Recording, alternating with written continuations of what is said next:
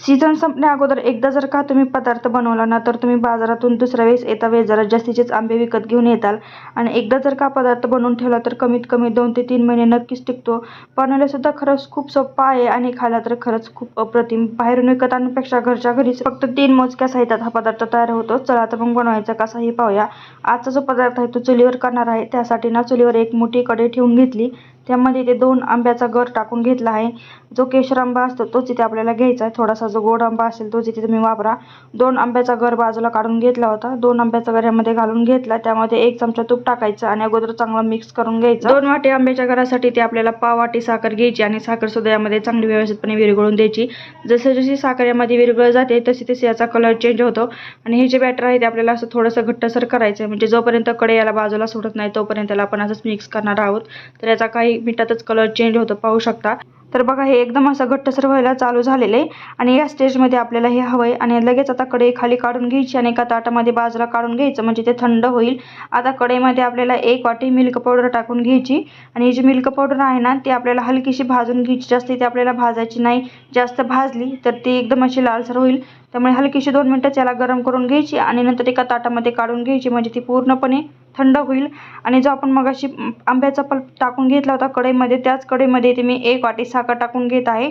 आणि यामध्ये साखर बुडेल इतपत आपल्याला पाणी टाकायचं. 1 वाटी साखर टाकून घेतली, त्यामध्ये पाव वाटीला कमी यामध्ये मी पाणी टाकून घेतलं. आणि साखर पाणी आपल्याला अगोदर व्यवस्थितपणे मिक्स करून घ्यायचं आहे. सगळी साखर यामध्ये विरघळून घ्यायची. आणि नंतर आपल्याला जो मगाशी आपण आंब्याचा पल्प थोडासा घट्टसर तयार करून घेतला तो थंड झाल्याच्या नंतर लगेच यामध्ये घालून घ्यायचा. सगळा पल्प यामध्ये घालायचा. याला आपण मावा देखील म्हणू शकतो. बरेच जण याला मावा पण म्हणतात. पण आणि हो, तुम्ही यामध्ये ना आणखीन थोडासा माव्याचा पण वापर करू शकता, म्हणजे खवा सुद्धा यामध्ये घालू शकतो. हा पल्प घातल्याच्या नंतर लगेच थोड्या वेळाने यामध्ये थोडासा खवा घातला तरी सुद्धा हा पदार्थ खूप छान होतो. पण जर तुमच्याकडे खवा नसेल, मिल्क पावडर असेल तर मिल्क पावडर घाला. आणि मिल्क पावडर नसेल, खवा असेल तर खवा घातला तरी चालते. दोन्हीपैकी एक घातलं तरी चालते. माझ्याकडे खवा नव्हता ना, त्यामुळे इथे मी मिल्क पावडरचा वापर केला. आणि आता बघा ते चांगलं व्यवस्थितपणे मिक्स झालं की लगेच आपण जी भाजून घेतलेली मिल्क पावडर आहे ना ती यामध्ये लगेच घालून घ्यायची आणि लगेच व्यवस्थितपणे मिक्स करायचं. काय होतं, मिल्क पावडर घातल्यामुळे याच्या गाठी होतात. त्यामुळे व्यवस्थितपणे मिक्स करा किंवा विस्कच्या साहाय्याने मिक्स करू शकता. तर बघा काही मिनिटातच ही जी मिल्क पावडर आहे ती व्यवस्थितपणे यामध्ये मिक्स झाली. यात मिल्क पावडर घातली की लगेच हे घट्टसर व्हायला चालू होतं. आणि आता कढई गॅसवरून खाली काढून घ्यायची आणि नंतर लगेच एका टीनमध्ये आपल्याला हे सेट करायचं. इथे मी एक डब्बा घेतला, त्यामध्ये बटर पेपर टाकून घेतला आणि सगळं मिश्रण यामध्ये टाकून घ्यायचं. पण माझ्याकडून नाही ते एक मिस्टेक झाली माहिती आहे का, मी हा टीनमध्ये बटर पेपर टाकून घेतला पण माझ्याकडून ना ते नीट व्यवस्थित सेट झालं नाही. त्यामुळे मी परत काय केलं, एका प्लेटला तूप लावलं आणि तूप लावलेल्या प्लेटमध्ये सगळं बॅटर ओतून घेतलं आणि नंतर चांगलं व्यवस्थितपणे सेट करून त्याच्या वड्या पाडून घेतल्या. मी तो व्हिडिओ यामध्ये शूट करू शकले नाही कारण मोबाईलमधली पूर्णपणे चार्जिंग संपली होती. मोबाईल स्विच ऑफ झाला होता. त्यामुळे ना हा जो मी स्टार्टिंगला जे डब्यामध्ये ओतलं होतं नंतर प्लेटमध्ये सेट केलं ते दाखवण्यात आलेलं नाही.